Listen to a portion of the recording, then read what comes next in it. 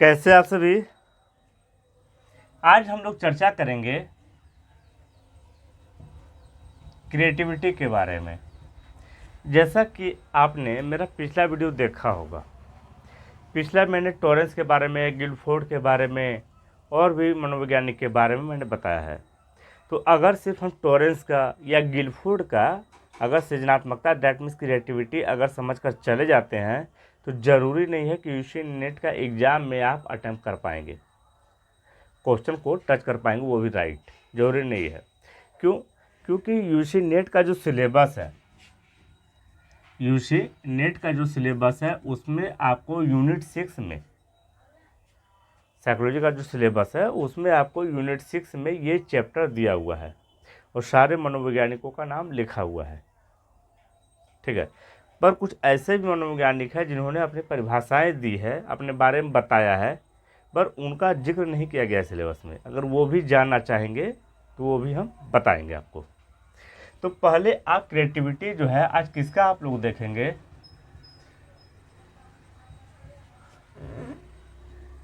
सृजनात्मकता इसको बोलते हैं, क्रिएटिविटी को। अगर मेरा पहले का वीडियो देखे होंगे तब तो आप जान ही गए होंगे कि हम क्या क्या लिखने वाले हैं। सृजनात्मकता, रचनात्मकता या सृजनात्मकता, ये आपको यूजी नेट का जो एग्ज़ाम दीजिएगा तो उसमें आपको मिलेगा। तो अगर तीनों में से कुछ भी मिल जाए तो आप समझ जाइएगा कि सर क्रिएटिविटी के बारे में पूछ रहे हैं, ओके, या कंप्यूटर में पूछ रहा है। अब देखिए आज हम लोग जो पढ़ेंगे किसके बारे में पढ़ेंगे,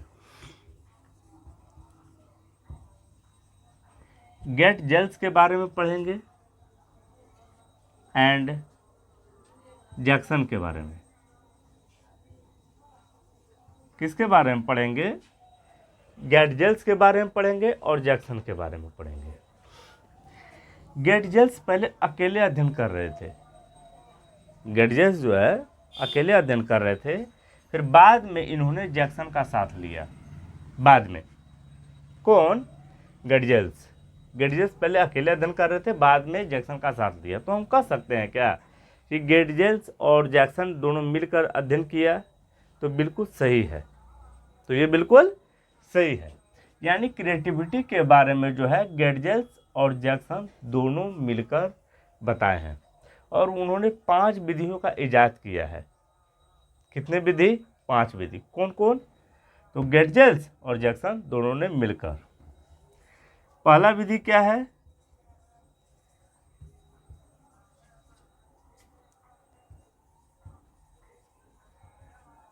वर्ड एसोसिएशन टेस्ट। पहला मेथड है ये, word association test. Word association test को हिंदी मीडियम वालों के लिए शब्द साहचर्य परीक्षण, यानी वर्ड एसोसिएशन टेस्ट को कहा जाता है शब्द साहचर्य परीक्षण। अब सवाल आता है कि यह परीक्षण होता क्या है? शब्द साहचर्य परीक्षण होता क्या है? तो इस परीक्षण में क्या किया जाता है, एक शब्द दे दिया जाता है, एक वर्ड दे दिया जाता है और बोला जाता है कि इसकी आप परिभाषा दें, इसकी आप परिभाषा दें। जैसे अभी हम बोलेंगे कि बताइए संज्ञा क्या होती है, सर्वनाम क्या होता है, विशेषण क्या होता है, यानी एडजेक्टिव क्या होता है, वोवेल क्या होता है, प्रोनाउन क्या होता है। तो उससे हम जो पूछ रहे हैं, क्या पूछ रहे हैं? उससे जो हम पूछ रहे हैं परिभाषा, यानी हमने एक वर्ड दिया और अगले ने क्या किया, अगले ने उसका परिभाषा दिया।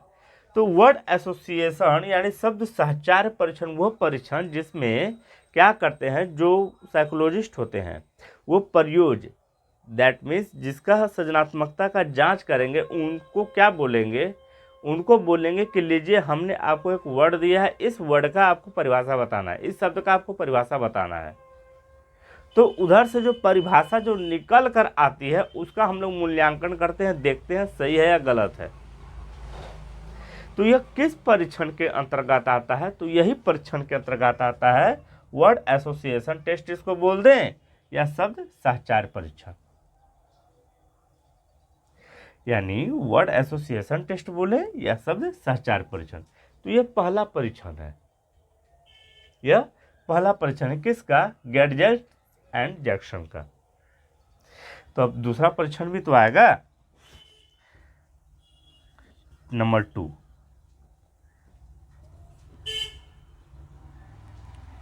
यूज,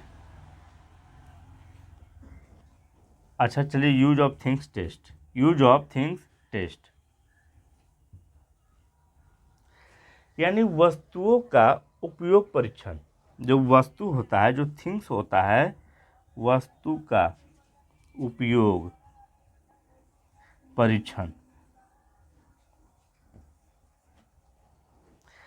वस्तु का उपयोग परीक्षण, इससे पहले हमने जो टॉरेंस का परीक्षण पढ़ाया था, गिलफोर्ड का जो परीक्षण पढ़ाया था, टेस्ट यानी दैट मीन्स, तो उसमें हमने जिक्र किया था एक वस्तु हम दे देते हैं, एक वस्तु दे देते हैं और उसमें आपको सृजन करना है, बनाना है, नया दिखाना है, ऐड करना है। तो यानी कि वस्तु अगर हम दे देते हैं तो उसमें अगर आप यूज क्या क्या होगा वो भी आपको बताना साथ में। जैसे हमने बता दिया क्या कि बताइए ईंटे का क्या क्या उपयोग है। किसका उपयोग? ईंटा, जैसे दीवार वगैरह बनता है, ठीक है, मतलब घर बनता है, दीवार बोलती है, दीवार भी बनता है। तो ईंटे का क्या क्या उपयोग है? तो आपके नज़र में ईंटे का क्या क्या उपयोग होगा? आपके नज़र में ईंटे का उपयोग होगा कि ईंटे से घर बनता है। इससे जब ज़्यादा आगे बढ़िएगा तो बोलेगा ईंटा से किसी का कांच फोड़ सकते हैं हम। उससे भी ज़्यादा आगे बढ़िएगा तो बोलेगा ईंटा में कांटे ठोकने के काम में आता है। उससे भी ज़्यादा अगर आप एडवांस बनिएगा तो बोलेगा ईंटा को रगड़ के लाल पेस्ट बनाने के काम में आता है।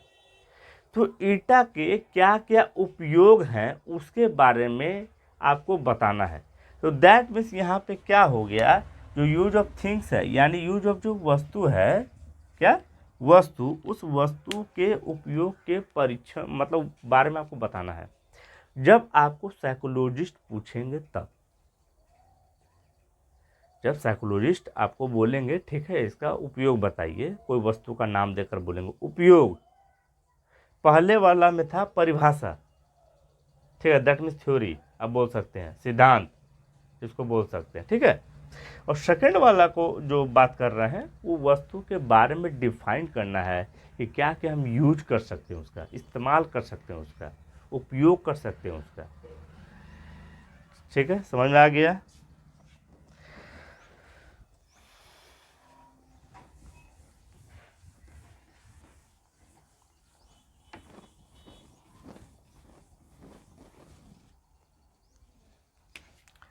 नंबर 3, उधर तो आप लोगों ने देख लिया था,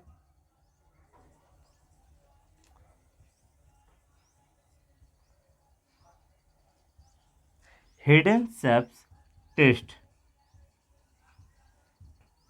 कौन सा? Hidden shapes test. That means इसको हम लोग लिख सकते हैं छुपी आकृति।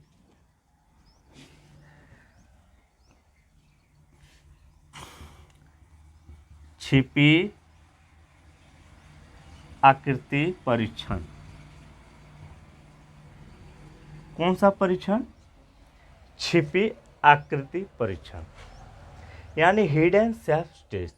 ये किसके द्वारा कहा गया था? तो ये गैडजेट एंड जैक्सन द्वारा ऐसा कहा गया। मतलब तीसरा नंबर जो था यही है, हिडन शेप्स टेस्ट यानी छिपी आकृति परीक्षण। इस परीक्षण में क्या किया जाता है, एक आपको आकृति दे दिया जाता है, सिंपल है लेकिन आकृति, उस आकृति में जटिल चीज़ों को आपको ढूंढ कर निकालना है या बनाना है, जटिल, कॉम्प्लेक्स। तो आपको क्या करना होगा, छिपी आकृति से उस जटिल आकृति को बनाना होगा, निकालना होगा, सृजन करना होगा, ठीक है। तो उसी को कहा जाता है छिपी आकृति परीक्षण, that means hidden shapes test. ठीक है, बात समझ में आ गया आप लोग को? नंबर आते हैं चौथा यानी नंबर 4। 4 नंबर में जो है आपको क्या दिया जाएगा,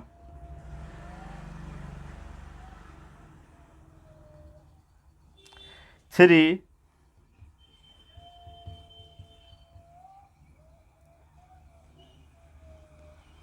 डिफरेंट टेस्ट। 3 डिफरेंट टेस्ट, ये टेस्ट क्या होता है? 3 डिफरेंट टेस्ट का मतलब होता है 3 विभिन्न, चाहे अलग अलग भी लिख सकते हैं हम लोग, ठीक है, अलग अलग परीक्षण।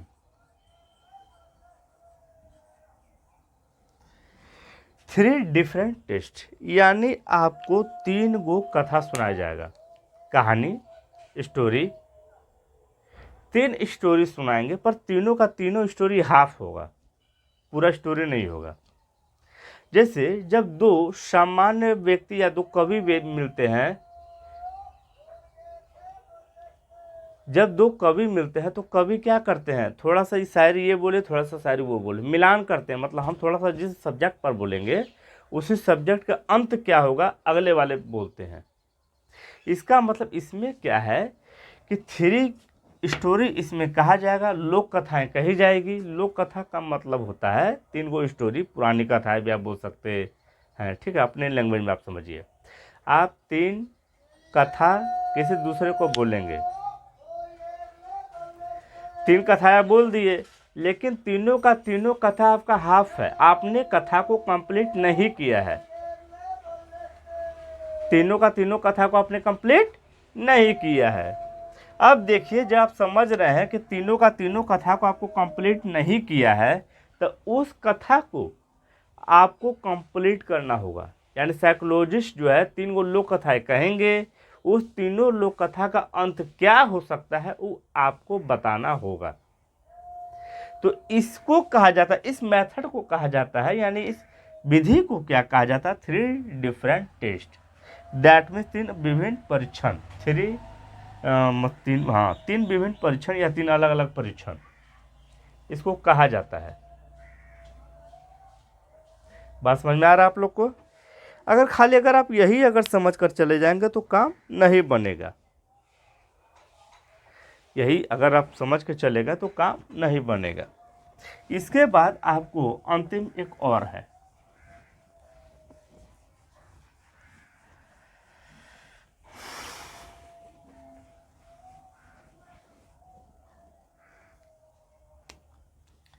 एक आता है समस्या पूर्ति परीक्षण।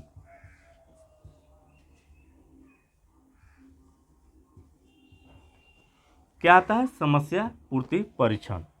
That means make a problem.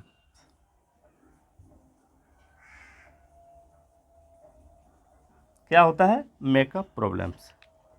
इसमें क्या होता है कि समस्या का समाधान का पूर्ति करना पड़ता है आपको।